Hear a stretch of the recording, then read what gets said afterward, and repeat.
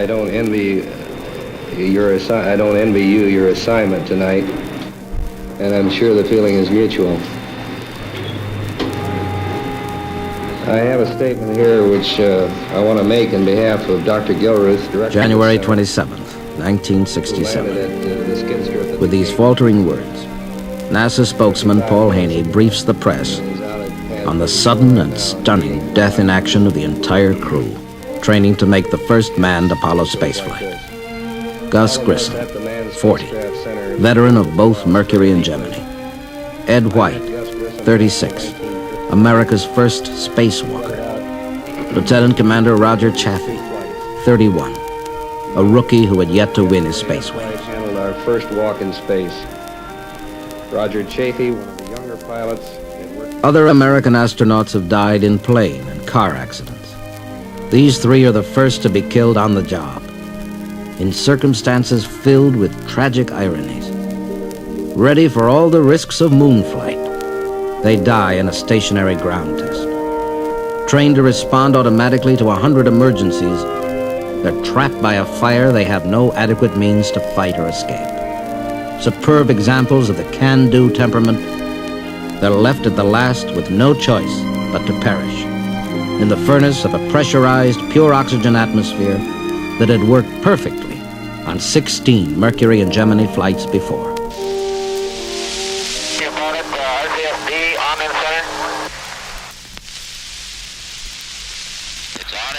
The activities of Friday, January 27th for Apollo Saturn Mission 204 were to constitute the third ground test by this prime crew of an entirely new spacecraft. It's regarded as routine by the public, and NASA itself has classified the test as non-hazardous. But, in the words of Dr. Joseph Shea, then Apollo spacecraft program manager, we were frankly worried about the state of euphoria that was beginning to set in on the public mind about how easy this particular thing was. You light a match at the pad, the bird goes up, everything's great. Guys come back down again, you've got some heroes. That's the fun part of it, though. And we were hoping to impress on people that there were mortals working on the program. The fact is that no less than 20,000 bugs have appeared in the Apollo spacecraft during the 5 years of its development. The dangers of a pure oxygen atmosphere have been argued and re-argued, and finally traded off against the weight problem and danger of bends that are the price of a normal Earth-like mixture of nitrogen with oxygen.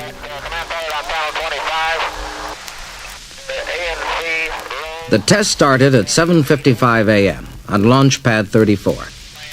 At 1 p.m., the three-man crew entered the spacecraft, and for almost 5 hours now, they've been perched 22 stories high on an unfueled Saturn 1B rocket, an earlier and smaller version of the Saturn V moon rocket.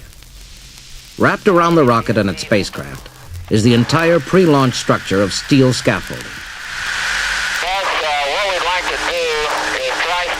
In 10 minutes, there's to be a change to a plugs-out condition. In other words, the crew is to simulate flying on its own, using only the internal power of the spacecraft itself. But then a hold is called because of a communications problem.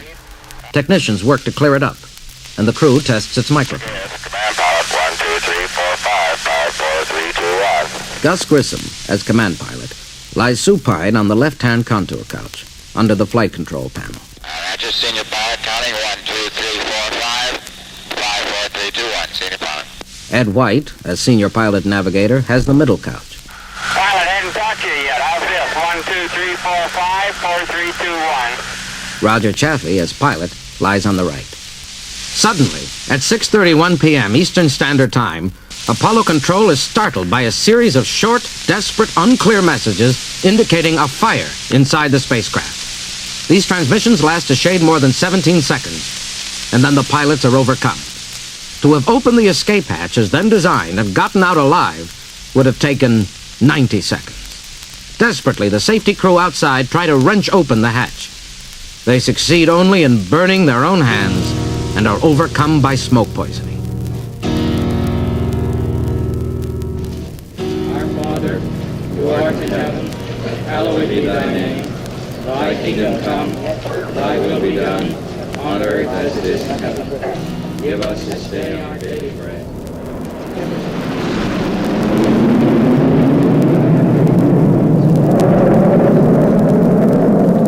At each funeral, there is the special honor accorded to airmen. A V-shaped formation of jets fly by, with one plane missing.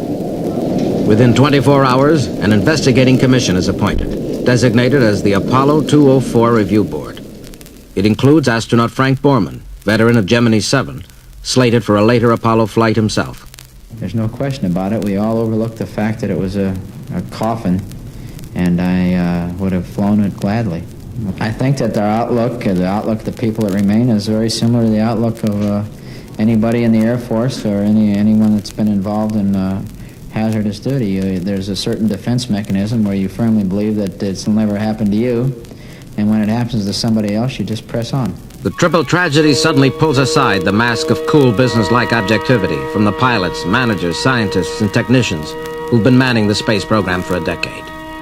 The following Monday, Joe Shea tells his Apollo people in Houston, Ever we needed a rededication for this program, and a repointing out of the importance of little things, and a repointing out of the attention to detail that's required, then this event brings it home.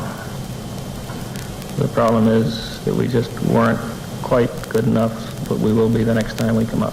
this investigation gets underway.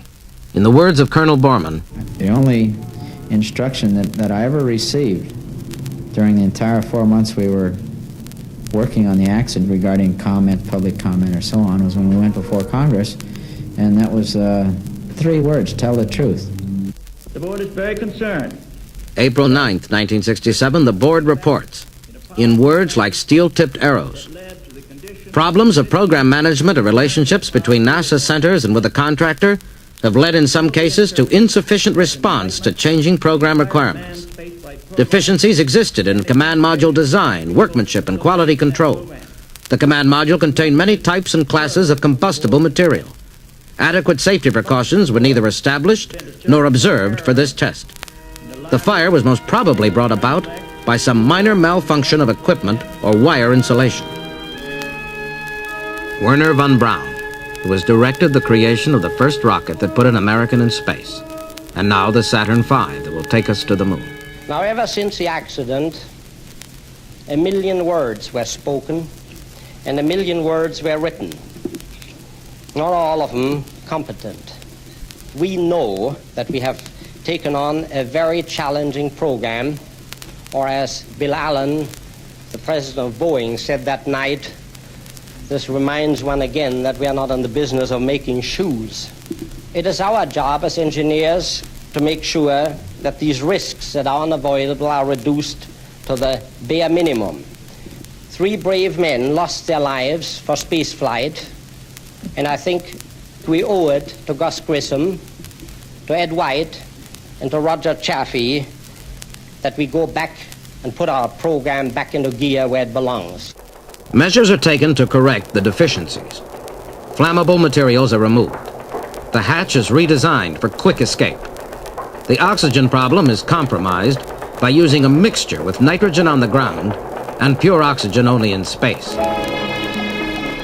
Alan Shepard, whose public voice until now has sounded like a printed page, reveals the depth of his own emotions at a dinner marking the 6th anniversary of his historic flight as our first man in space. All of us here tonight jointly share the responsibilities for the human frailties which are now so apparent, and for the insidious combination of materials and equipment which was so devastating in their behavior. We also jointly share the responsibility for future prevention of similar circumstances. The time for recrimination is over. We have digested enough historical evidence. There is much to be done.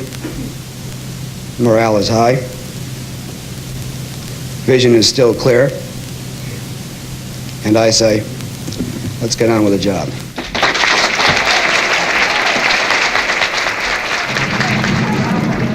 November 9th, 1967. 7 years from the date that North American Aviation received the contract, and 40 weeks after the disaster, we make the first full unmanned test of Saturn V, the three-stage Goliath that is eventually to pitch the Apollo spacecraft to the moon. Gene C, how are you? It's a good flight. ECOM, good flight. Booster good? Go at this time. Go all the way, booster. As the sound waves reach the press site, 3.1 miles from the pad, A building shaking.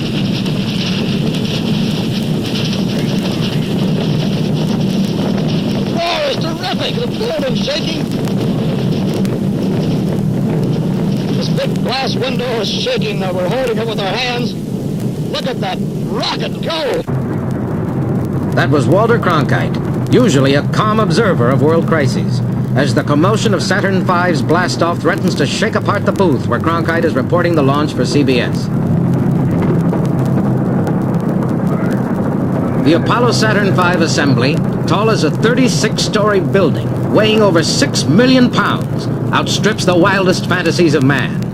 19 times more powerful than Atlas, it takes off with a thrust equivalent to 160 million horsepower from 5 engines clustered at its base like the number 5 on dice. The roar of its liftoff makes the noise of 25,000 stereo sets playing full blast. It vibrates the innards of anybody standing within 3.5 miles of the launch site. In terms of weightlifting, it's as though we had picked a Navy destroyer out of the water and thrown it to the moon. Everything about this newest bird involves superlatives. It stretches the vocabulary of all who attempt to describe it. It's so huge, so complicated, that the Kennedy Space Center had to create a whole new way of handling and carrying it. All sections are stacked on top of each other in a barn 52 stories high, costing $108,700,000. This is the world's largest building, with an interior space so vast that it creates its own weather. If it were not for 10,000 tons of air conditioning, clouds would form inside and it would rain.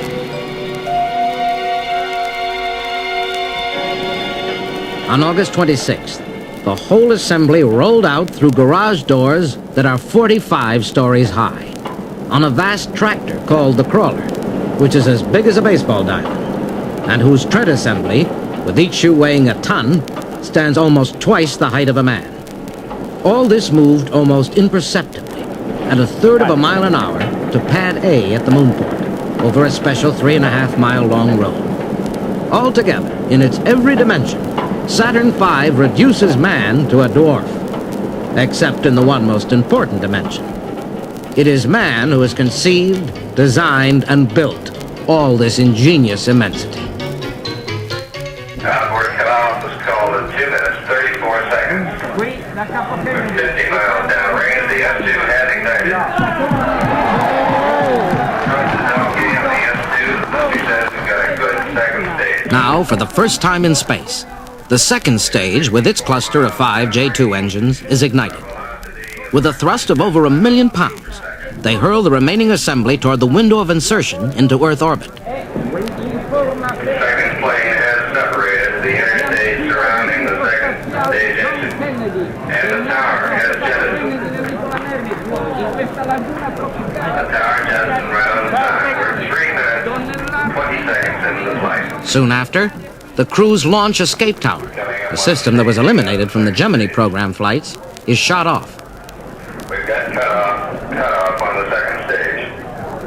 8 minutes, 50 seconds in. We have take to ignition on the third stage. And Booster says the thrust is okay on the third stage.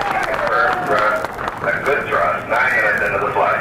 Now, these engines burn out, and the second stage is dumped.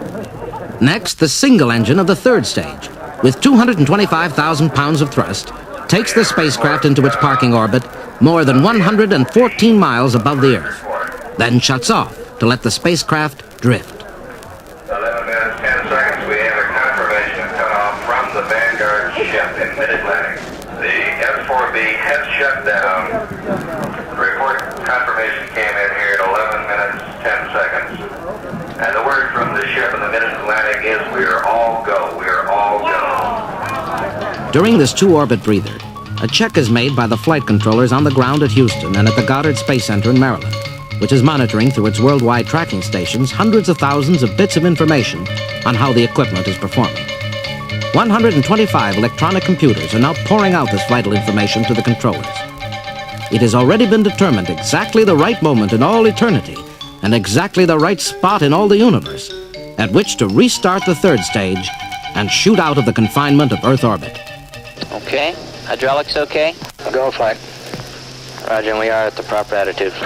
Roger, attitude.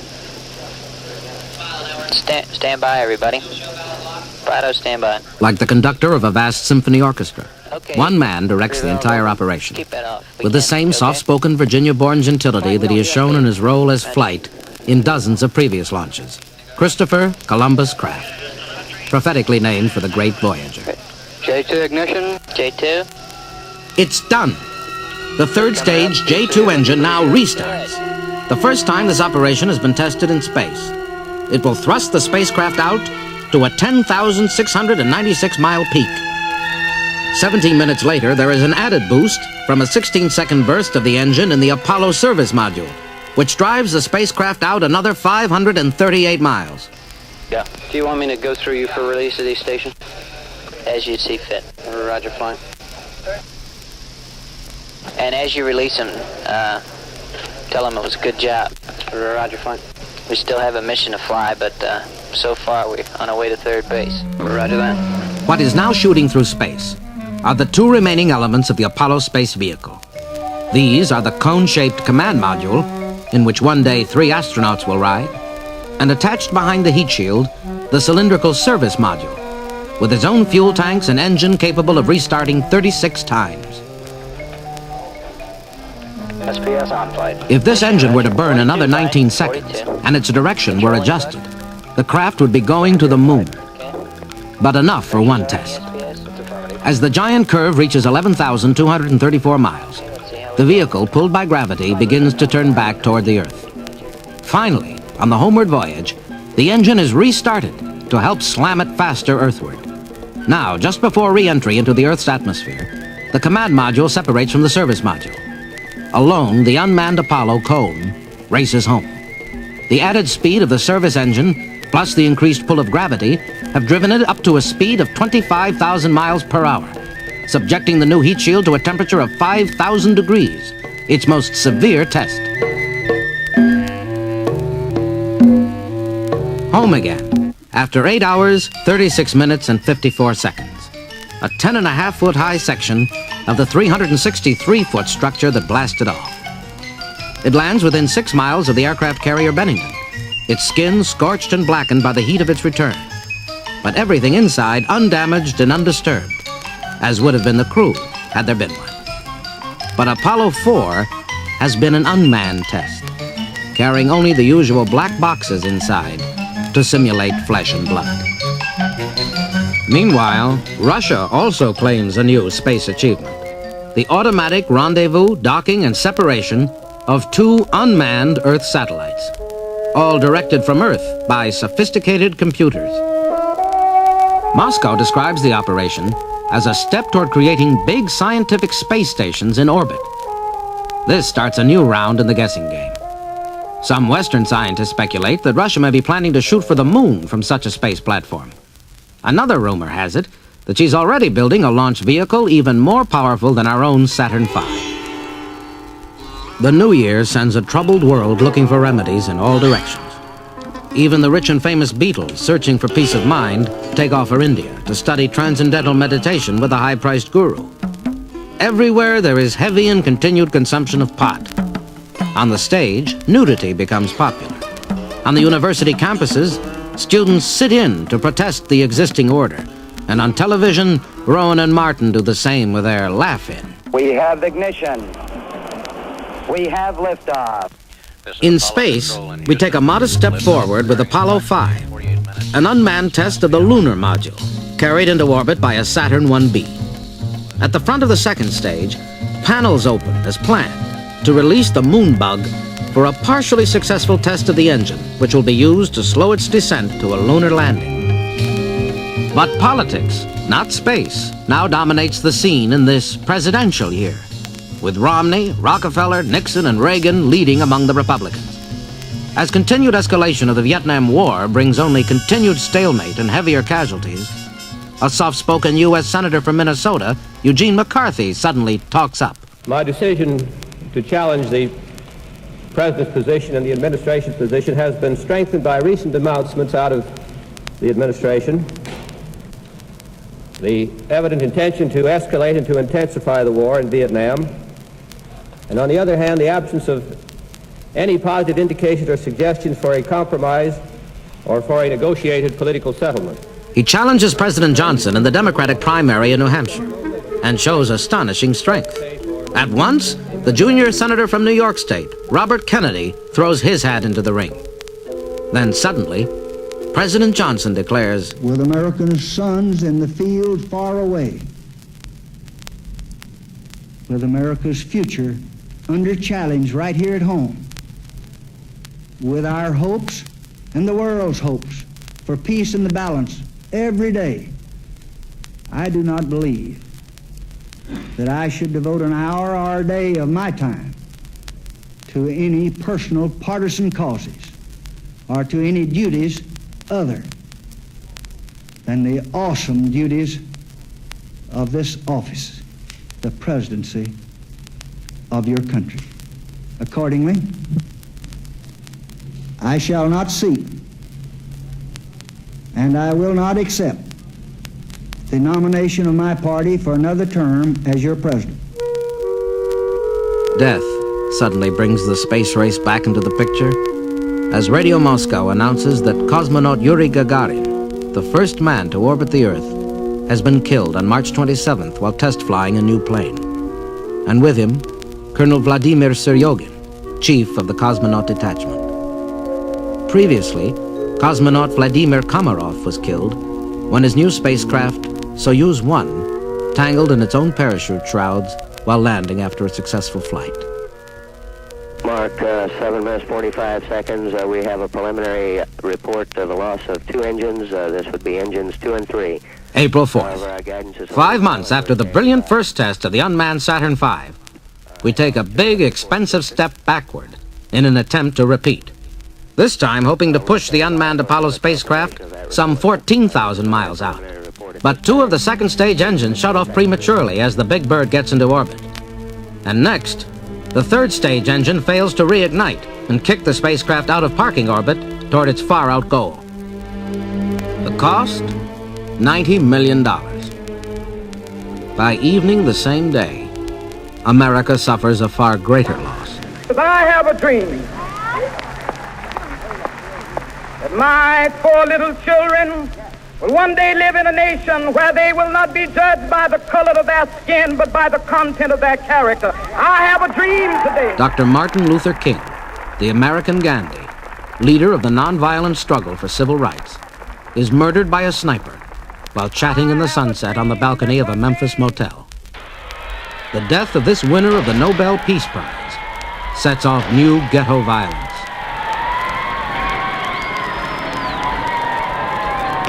Senator Robert Kennedy, who lost a brother to such a sniper, leads the demand for stricter gun control.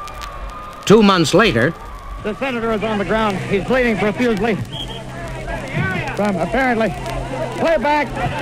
the senator has been shot. Robert Kennedy loses his own life to an assassin. Politics and violence continue to hold center stage. Space? It's now getting on to 2 years since we last launched a manned vehicle. We take as a matter of course satellite weather reports every night on the 11 o'clock news and even the live TV transmission via satellite from Asia and Europe.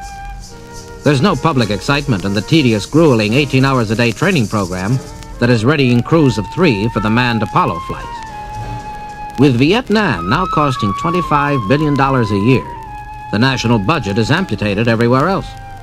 The space program is reduced to where it will just cover a moon landing and little beyond.